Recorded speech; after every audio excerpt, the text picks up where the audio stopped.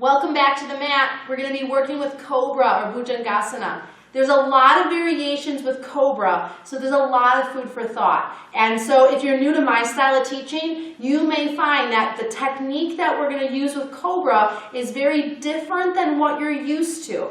It's all about core integration as we work with extension. So traditionally, most of us are used to Cobra, if Lainey brings her hands under her shoulders, where we inhale and just kind of push ourselves up into Cobra.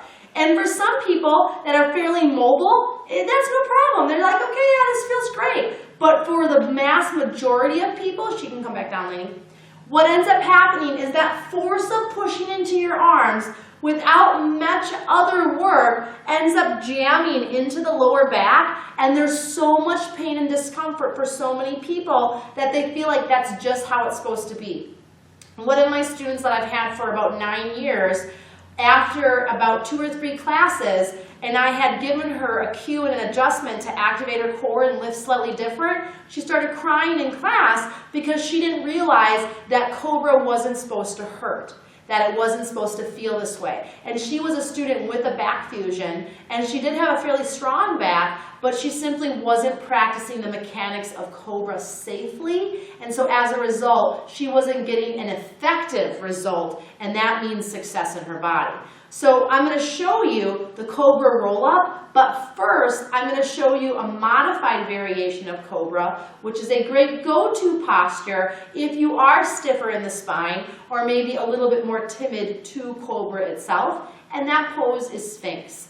So when we set up Sphinx, we want to bring our elbows straight under our shoulders. What happens for many people is again, body awareness is developing, so they're not quite sure where their shoulder is. So they end up with their elbows too far forward or too far tucked back. So as a teacher, it's very easy for me to come over to the side or come from behind and simply draw a straight line down and say, hey, your shoulders need to be back here. So a simple, easy trick that definitely serves us well. From there, I like the sink down method to pull up so they can see the two extremes. Lainey's going to kind of sink in her upper body and then anchor down through the pubis bone, so she's tipping her pubis bone down into the floor, which has made more length in her lower back, and then exhaling, bringing some strength into her belly, pressing up, and then bringing the top of her head towards the sky. Awesome. As she comes into this into the Sphinx, we want to think about maximizing the openness of the front of her shoulders. All I did was take my first 2 fingers and brush them kind of from the outer clavicle to the outside of the shoulders. And if you watch it again, you can see her shoulders kind of open up. As far as the arms go, there's a couple of variations that you can work with. Traditionally, we work with palms face down, which is fine and great. You can definitely work with that. You can also try palms face in. I'm going to grab a block really quick. And placing a block between the hands can offer a little bit more kind of stability, or she can also really challenge herself and try to turn her palms face up, pushing her thumbs into the floor, pushing into the edges of the blocks. A little bit more challenging, especially on the rotation of the shoulder. No matter what variation you choose for Sphinx, really crucial that you push down from the elbow to the fingertips like you're karate chopping the floor or cutting a thick piece of cheese. So as Lainey pushes down in her forearms, you could just see she lifted up. And then step 2 is to actually pull back on her arms. Because of the skin to your muscle tissue is a little bit wiggly, your arm is going to move maybe about 1/4 of an inch to 1/2 inch, but it's not a whole lot. So you're pushing down and pulling back as you lengthen up through the crown of the head.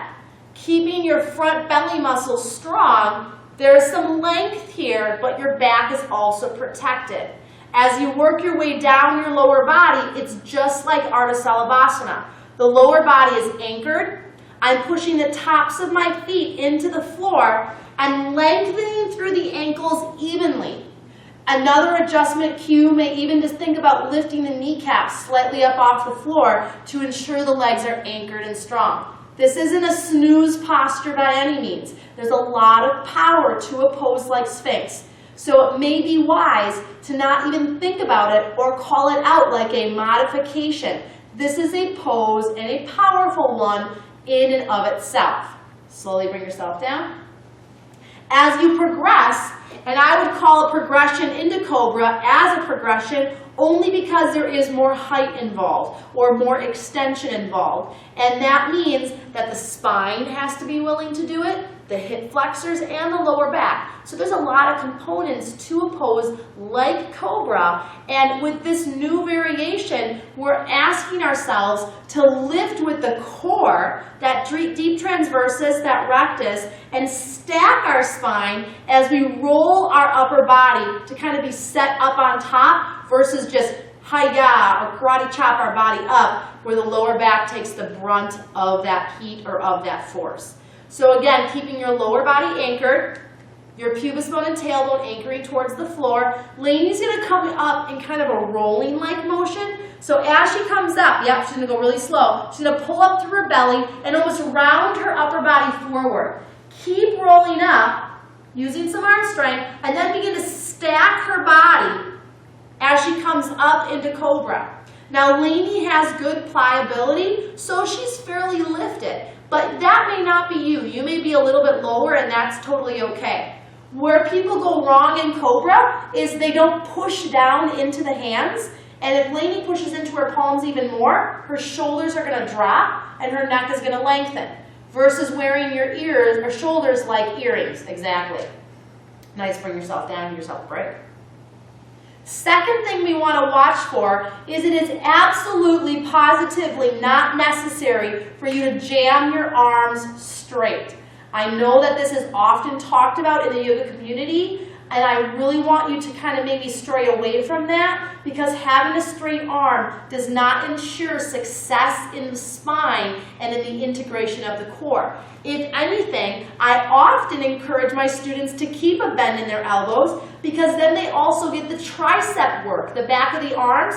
That is a component to a pose like Cobra. So if Lainey again rolls up, inhale on the floor, she's going to exhale, roll herself up and stack, pushing down into her palms. She's also now going to pull back on her hands and think about her heart pushing forward. So she's getting this internal space now. Awesome.